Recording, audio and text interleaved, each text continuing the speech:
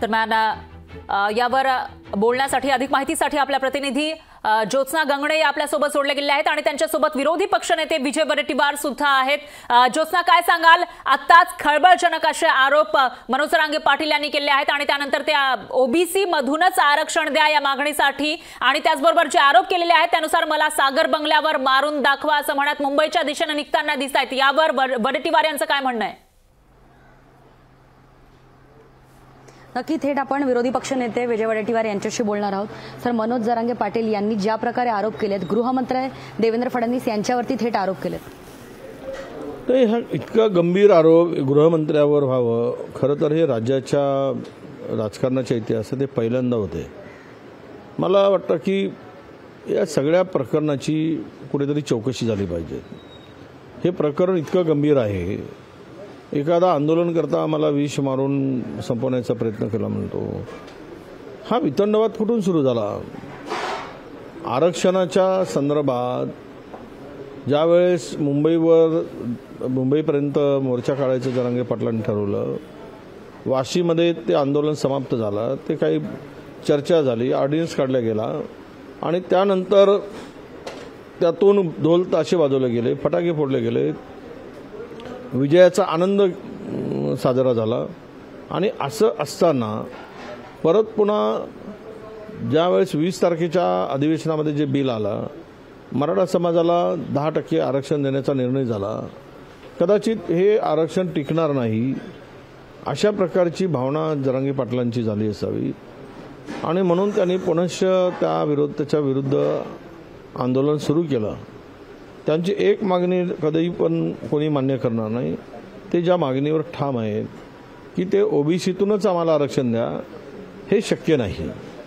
परंतु त्या मागणीच्या पलीकडे जाऊन त्यांनी थेट जो आरोप गृहमंत्र्यावर केला आहे, तर मला वाटतं आणि ते मुंबईच्या दिशेने निघाले, तर मुख्यमंत्री आणि दोनही उपमुख्यमंत्र्यांनी जरांगे पाटलाशी चर्चा करून मार्ग काढावा, त्यावर तोडगा निघाला पाहिजे। कायदा सुव्यवस्थेचा विषय मोठा होत असेल आणि राज्याच्या एका प्रमुख नेत्यावर गंभीर आरोप होत असतील तर सरकारने हातावर हात देऊन बसण्याची गरज नाही। त्यांनी त्या संदर्भातली भूमिका स्पष्ट करण्याची आवश्यकता आहे। आता आम्ही विरोधक म्हणून काय उपयोग नाही, पण हे सगळी परिस्थिती महाराष्ट्राची इज्जत चव्हाट्यावर आणणारी आहे, महाराष्ट्राची इज्जत घालवणारी आहे, महाराष्ट्राच्या कायदा सुव्यवस्थेवरच प्रश्नचिन्ह निर्माण करणारी आहे। म्हणून यावर तातडीनं तोडगा काढला गेला पाहिजे, चर्चा केली गेली पाहिजे, समज असतील गैरसमज असतील ते दूर झाले पाहिजेत। हे महाराष्ट्राच्या हिताचं राहील असं मला वाटतं। ते म्हणतात की सलाईनमधून विष देण्याचा प्रयत्न जर करत असतील तर थेट मी मुंबईला येतो आणि मला गोळ्या घाला, असं मनोज जरांगे पाटील जे आहेत ते गृहमंत्र्यांना म्हणतात। नाही, म्हणूनच म्हटलं या प्रकरणाची चौकशी होणे अत्यंत आवश्यक आहे। इतका गंभीर आरोप एखादा आंदोलनकर्ता राज्याच्या गृहमंत्र्यावर करतो तर विषय काही छोटा नाही।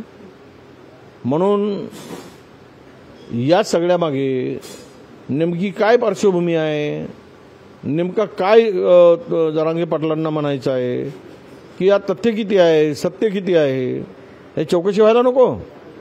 ही चौकशी झाली पाहिजे।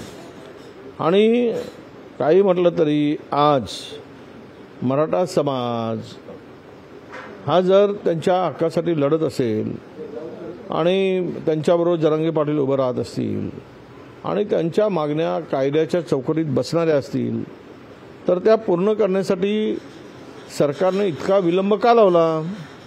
5-5 महिने फिरवत का राहिलेत? एकमेकाच्या विरुद्ध सरकार म्हणून त्यावेळेस त्यांना खेळवत का राहिले? हा खरा प्रश्न येतो।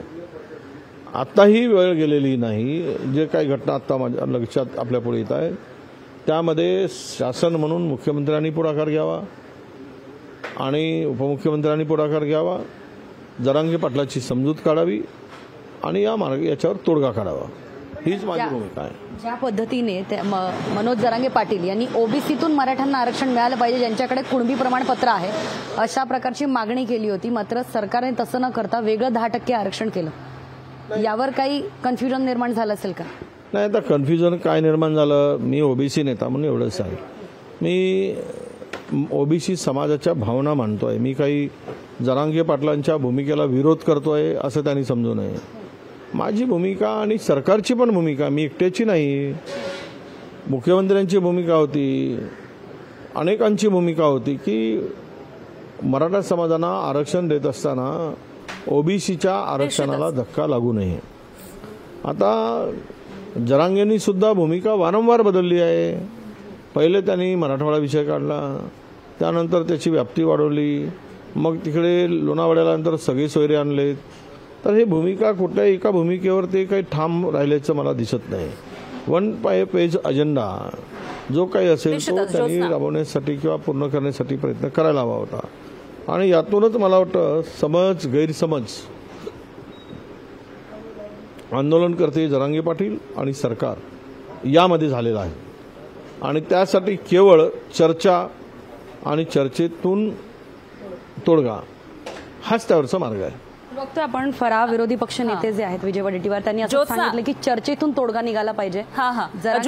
त्यांचा मुद्दा आपल्या लक्षात येतोय, पण एक प्रश्न वडेट्टीवार यांना विचारायचा आहे, कारण वडेट्टीवार हे ओबीसीचे नेते आहेत, काँग्रेसमध्ये जरी असले तरी ते देखील ओबीसीसाठी बोलत असतात. तर आता मनोज जरांगे पाटील यांनी जी काही मागणी केलेली होती ओबीसी मधून आरक्षणाची, ती तरी अजूनपर्यंत पूर्ण झालेली दिसत नाहीये. ओबीसी मधून त्यांना आरक्षण दिलं गेलेलं नाहीये आणि अशा स्थितीमध्ये ओबीसी समाज हा भाजपच्या जवळ जाण्याची शक्यता आहे. यावर वडेट्टीवारांचं काय म्हणणं आहे? नक्कीच थेट प्रश्न विचारूया, कारण अनेकदा विजय वडेट्टीवार जे आहेत त्यांनी ओबीसी समाजासाठी अनेकदा भूमिका मांडल्यात. सर, मनोज जरांगे पाटील यांची जी भूमिका होती की ओबीसीतून मराठा समाजाला ज्यांना कुणबी सर्टिफिकेट आहे त्यांना आरक्षण द्यावं, मात्र राज्य सरकारने तसं न करता मराठा आरक्षण सेपरेट दिलेलं आहे. तर त्यामुळे राज्य सरकार किंवा एकूणच भाजपच्या जवळ जे आहे, महायुतीच्या जवळ ओबीसी समाज राहावा, त्यांचा मतदार जो आहे महायुतीचा तो ओबीसी राहावा, याकरता ही तरतूद केली असेल महायुतीने. हे तर ते मी सुरुवातीपासून म्हणालो की दोनही समाजाला नुकसान आत्ताचं आपल्याला दिसते आहे. मराठा समाजाचंही नुकसान झालेलं आहे, ओबीसी समाजाचंही नुकसान केलं आहे. दोन समाजामध्ये झुंजवण्याचं काम केलं आहे. एकमेकाचे सकाळी उठून तोंड बघणारी समाज सकाळी उठून एकमेकाचे तोंड बघू शकत नाही. ही परिस्थिती कोणी निर्माण केली? ही सरकारने केली. सरकारच्या चुकीच्या निर्णयाचा आणि धोरणाचा आज समाज भोगतोय. गावखेड्यामध्ये राहणारा ओबीसी समाज आणि मोठा समाज जरी असला मराठा समाज तरी एकमेकाच्या उपयोगी आणि सुखदुःखात धावून जाणारा होता. यांना उभं करण्याचं काम कोणी केलंय? या ज्यांनी केलं असेल तर ते त्याला जबाबदार आहेत. पण सरकारने आणि कायद्याच्या चौकटीत राहून जे काही देता येईल त्याला देण्यासाठी आमचा कधीच विरोध नव्हता. आता राहिला विषय की ते ओबीसीतून कोण मागताय, पण ते देता येतं का आणि देत असतील त्याला कायद्याची बाजू मजबूत आहे का, हे सगळे विषय आपण तपासून सरकारने चर्चा करावी. पण ओबीसी मतदारांना नाराज करायचं नाहीये भाजपला, ते तर त्यांचा डाव आहे, कारण मतपेट्या त्यांना आवश्यक आहेत ओबीसी समाजाला. पण राहिलं काय, ओबीसी समाजाचं नुकसान केलंच की. काय दिलंय ओबीसी समाजाला, कुठला फायदा झालाय ओबीसी समाजाला? हे सगळं आता निवडणुका होत नाहीत स्थानिक स्वराज्य संस्थेच्या, सरकार झोपलाय काय? इतक्या आमच्या ओबीसीच्या जागा रिक्त आहेत. अलीकडेच ग्रामपंचायतमधला सुद्धा रिझर्वेशन ओबीसीचा संपवण्याचा आता निर्णय त्यांनी घेण्यास सुरुवात केलेली आहे. स्थानिक स्वराज्य संस्थांमधला संपवलेला आहे. तर ते ओबीसीच्या मुळावर हे सरकार उठलंच आहे.